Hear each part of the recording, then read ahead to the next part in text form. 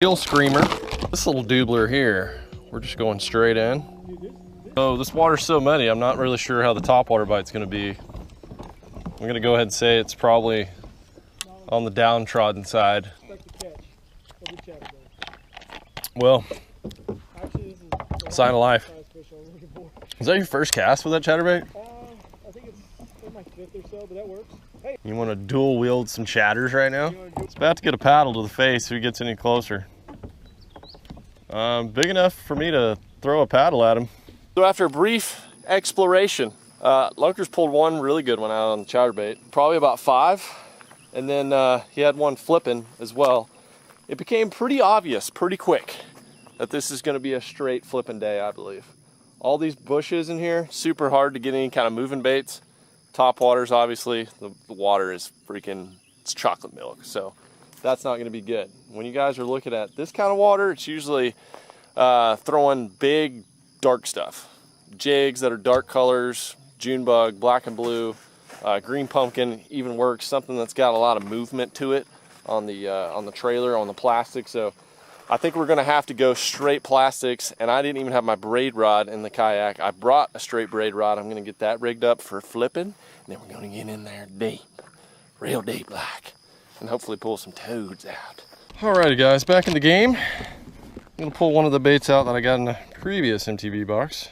I think that's the deal. I think we made the right move. Going to flip them up now. Getting hot and still. It's a Texas day now for sure. This is probably gonna be some ridiculous hook sets, guys. Just gonna forewarn you. Not gonna be at my best. I think that bass I saw right off the bat this morning was actually, yeah, way up there. Oh, dude. Oh my God. Dude, I just hit myself with a fish. Dude, it smoked me. I mean, please tell me you got that. I don't know if I... Wow. All right, guys, I thought that was gonna be like an 8, and it turned out to be an 11 incher. So you guys, if Lunkers has that, you need to go to his channel and check that out, because it hit me in the side. It hit me very hard. 20-mile-an-hour softball to the ribs.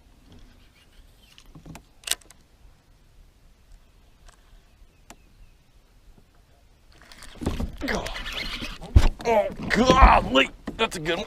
Oh, jeez. Oh my gosh. God. First flip into that tree. Gosh dang. God, it was a bruiser right in the top of the mouth. Yeah. Man, I tell you what, that's like 5 casts right there with the adjustments made. Flipping. Look how fat that fit. That's a post-spawn fish. Look at the tail. See how knobbed up that tail is? Got that little red mark. And normally post-spawn fish are skinny, but that one is fed up, and that fought like a champ. Gotta love it, baby. You're pale, but I love you. Oh gosh! That one did not like me giving it a little sniffy. 50-pound braid, throwing it on the LFG rod. Drag tight, giving it a dangle. It's been a while since I've had like Texas rig fish hang on to it that good. Slam it, dude. It just is an absolute slam.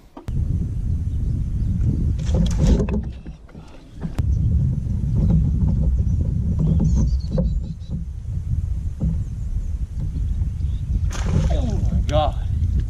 Oh my God, that bass freaking chased it out. Got it. Oh, he ripped my bait off. Oh no. Now I know it's really hard to see right here because I'm in the kayak, I'm sitting down, and I have that chesty cam on, and I'm having to like turn towards the side because of all the wind. But let me explain what we are doing. The technique is really easy, y'all. It's called flipping. Of course, I say it's easy. It takes a lot of practice to actually get the momentum down, to pitch those baits up into the area, but to just give you the technicals of what this is. You know, you really need a rod that you can cast well or pitch well easily into that area, whatever's comfortable for you. For some people it's under 7 foot, for some people it's like 7'6", however you can just get the momentum.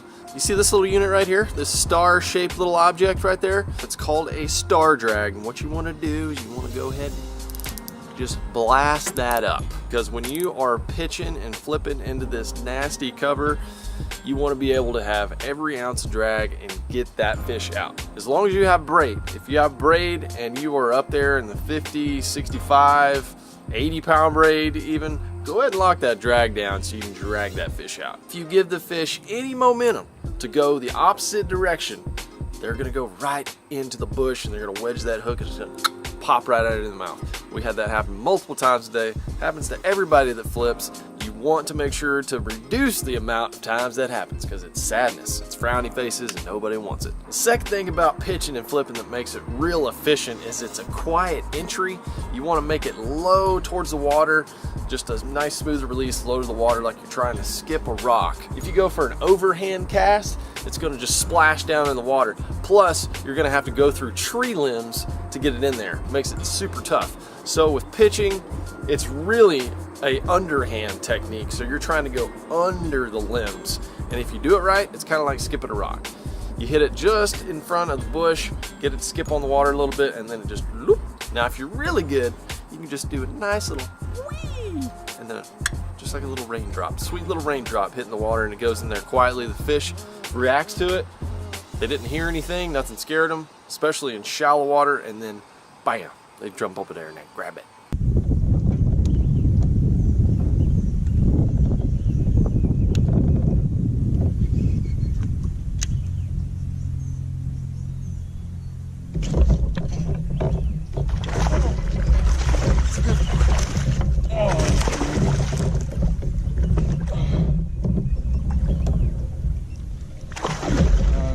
Sucked it in and had it right in the deepness of the trees. Oh man, I was bringing up a whole tree with that. When that starts happening, you just keep the pressure on and keep coming. That's a healthy one right there. Look at that. All right, we've already been through all of these now. This is the rage-tail structure bug. I mean, I really wanted to catch them on topwater and all that fun stuff that was in the box, but I guess fun is a relative term. This is fun right here. They're just not gonna come up and get a topwater in this stuff. It's crazy, is in the kayak, I can just get right up next to it and just pitch it in there. And it's so weird because they bite it and then your line starts moving right next to the boat. You're not used to getting bites that close, but there's no noise in this thing, you know, or very little.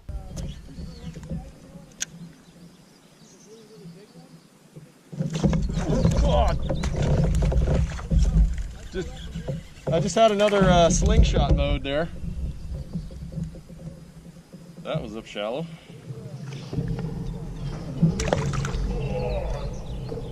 Absolute hammer explosion. Oh my gosh, ate it on top of the water, and it's a good one. Ate it on top of the water. That's just how we're doing it today. Getting in the sticks and ripping them lips. Woo-hoo-hoo! Woo-diddy! That was basically a topwater strike. I was hanging over the limb and Rob just had one in the background. Look at that. That tail is literally dripping blood. Red juice coming out of it. Go have yourself an aggressive, wonderful day. Look at you. I can't even see you. What are you gonna do? What you gonna do right now? Woo! They're feisty.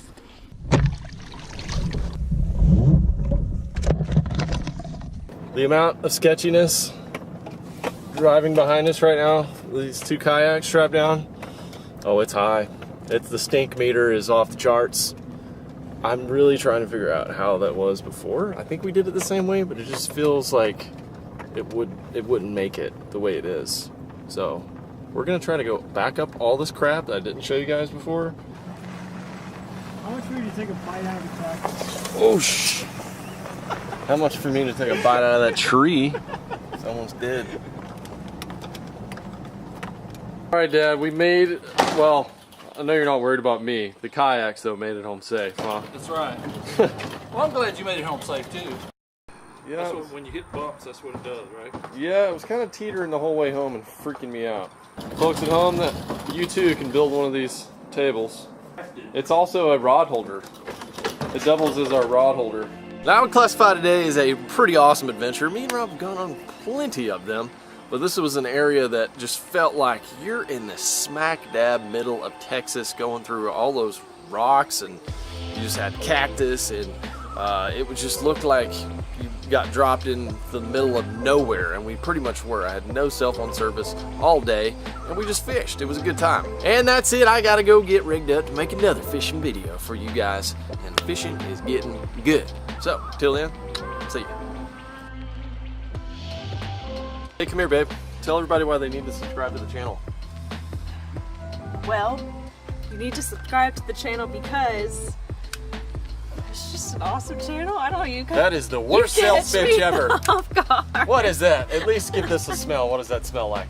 I'm gonna say garlic before I even smell it. That's right, you know it. Subscribe here anyway. Don't listen to her. Hit the ding dongs. Hit the ding dongs.